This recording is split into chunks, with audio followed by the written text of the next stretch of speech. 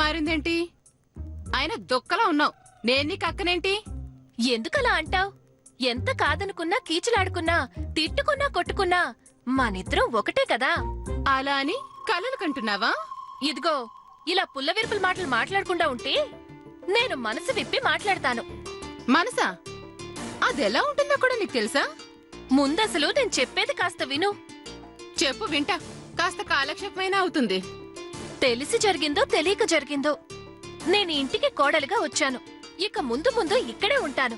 మనిద్దరం ఒకే భర్తకి భార్యలం కాబట్టి మనలో మనం ఇలా గొడవలు పడ్డం ఎందుకక్కా? గొడవ పడమని ఎవరు చెప్పారు? నీ దారి నువ్వు వెళ్ళిపోతే మన మధ్య ఎలాంటి గొడవలు ఉండవు. భర్తనిలా ఇంకో ఆడదాంతో పంచుకోవడం కష్టమే. నీ బాధని నేను అర్థం చేసుకోగలను. కాని తప్పదు కదా. ఆయన్ని విడిచి నువ్వు ఉండలేవు, నేను ఉండలేను. అంచేత మనం ఒకరినొకరు అర్థం చేసుకుని కలిసిపోదాం. కలిసిమెలిసి మన భర్తతో కాపురం చేద్దాం. నీ సంతోషానికి, నీ ఆనందానికి నేను అస్సలు అడ్డురాను. అలాగే నువ్వు ఉండు. ఇక్కడితో మన మధ్య మనస్పర్ధలకి ముగింపు పలుకుదాం. ఏమంటావ్? సమాధానం చెప్పు. నువ్వు సరేనని ఒక్క మాట అంటే చాలు. మనిద్దరి జీవితాలు ఆనందమయమవుతాయి. బాగా ఆలోచించి నిర్ణయం తీసుకో. ఇద్దరు పెళ్లాల కథల సినిమాలు ఎన్ని రావట్లేదు? అసలు పురాణాల్లో దేవుళ్ళకి ఇద్దరిద్దరు పెళ్లాలున్నారు. వాళ్ళు సఖ్యతతో ఉంటున్నారు కదా. మనము అలాగే ఉంటే బావుంటుంది. అవునా? బామా, ఇప్పుడు బామ్మనెందుకు పిలుస్తున్నావు? ఇది ఆషామాషి విషయమా? పెద్దవారు బామ్మగారిని కూడా ఒక సలహా అడుగుదామని. అవునా? అయితే అలాగే. బామ్మగారు, బామ్మగారు! ఏందే గజ్జెల గుర్రం? చిలిపి. బామ్మగారు, మీరు భలే హాస్యంగా మాట్లాడతారు. ఏందే మాట మారినాది? గౌరవం పెరిగింది? ఏం చేయబోతున్నావేంది? అసలు నన్నెందుకు పిలిచినావు? నిజానికి మిమ్మల్ని పిలిచింది నేను కాదు, తను.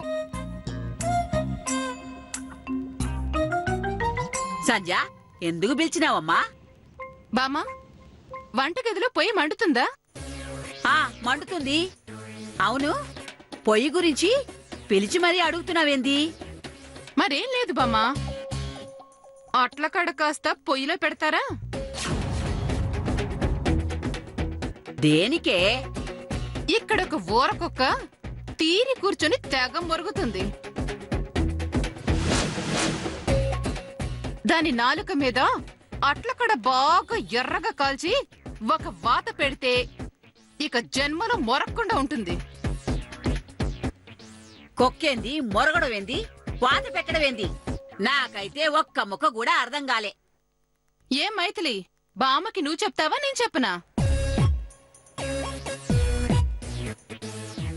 ఏంటి చెప్పు.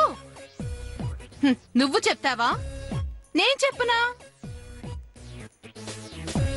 అబ్బా, ఎవరో ఒకరు చెప్పండి. ఏం లేదు బామ్మా, మనిద్దరం భర్తని పంచుకుందాం అంటుంది. అలా అయితే మా మధ్య ఎలాంటి గొడవలు ఉండబట. పురాణాల్లో దేవుళ్లతో ఇద్దరు భార్యలు సర్దుకుపోయి ఉండగాలేంది, మనం సర్దుకుపోయి కాపురం చేస్తే తప్పేంటి అంటోంది. అవును బామ్మగారు, అన్నాను. అందులో తప్పే ఉంది? తప్పు లేదంటే తప్పుడు దానా? పైగా ఇంతోడు సలహాకి దేవతలతో పోలుస్తావా? అయ్యో బామ్మగారు, అసలు మీరు దీన్ని పెద్ద సమస్యగా చూస్తున్నారు. నిజానికి అసలు ఇది సమస్య కాదు.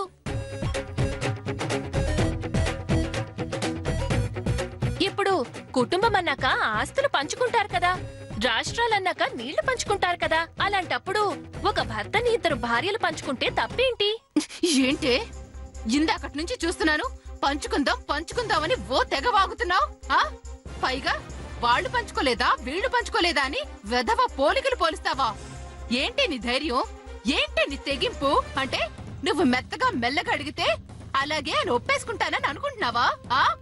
అలాంటి పరిస్థితే వస్తే బావిలో దుఃఖిచ్చేస్తాను కాని నువ్వు చెప్పిన వెధవ పని చేయనుగాక చేయను.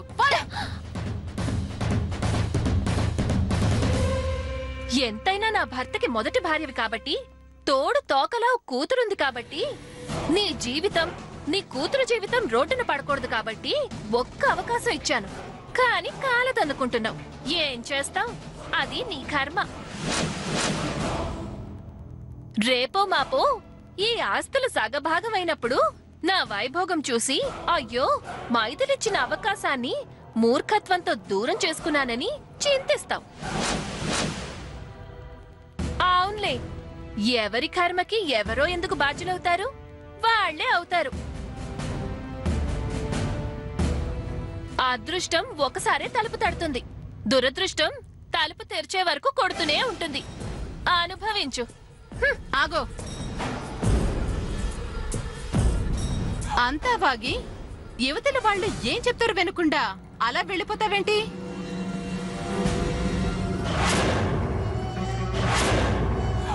నువ్వంత వాగావు, నేను ఒక్క సమాధానం చెప్పనా? ఏంటి?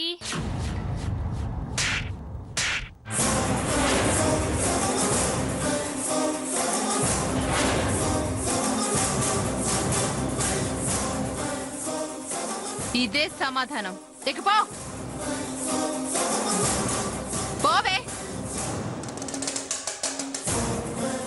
బామా మీరండి. పదా